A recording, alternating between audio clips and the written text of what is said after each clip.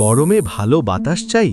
তাহলে কিনে ফেলুন মিরা স্ট্যান্ড ফ্যান M187। এটি 18 ইঞ্চি বা 450 মিলিমিটার সাইজের একটি শক্তিশালী স্ট্যান্ড ফ্যান।